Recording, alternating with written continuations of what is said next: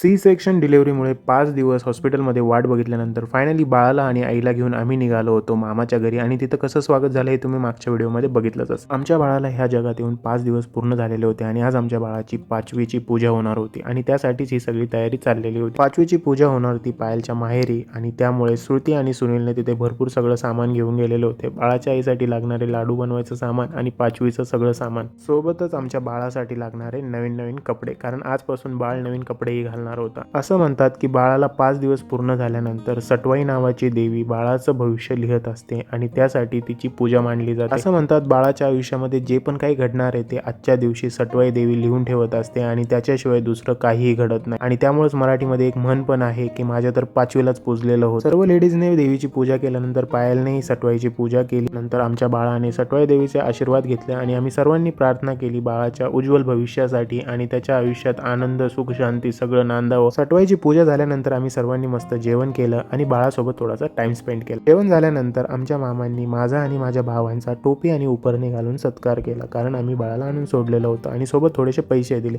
सुरुवातीला माझे भाऊ पैसे घ्यायला नाही म्हटले, पण नंतर त्यांनी घेतलेच. मागचे 5 दिवस बाळासोबत आणि पायलसोबत मी हॉस्पिटलमध्ये पूर्ण वेळ होतो आणि मला बाळाची इतकी अटॅचमेंट झालेली होती की आता त्याला गुड बाय करून घरी जाणं माझ्यासाठी अशक्य झालेलं होतं. शेवटपर्यंत असं वाटत होतं बाळाला किती पकडून ठेवावं, पण शेवटी आता तो क्षण आलेलाच होता जेव्हा मला बाळाला बाय करायचं होतं. शेवटी सर्वांना बाय बोलून फायनली आम्ही घराच्या दिशेने निघालो होतो. भेटूया पुढच्या मिनी ब्लॉगमध्ये. तोपर्यंत लाईक करा, शेअर करा, सबस्क्राईब करा. Bye bye.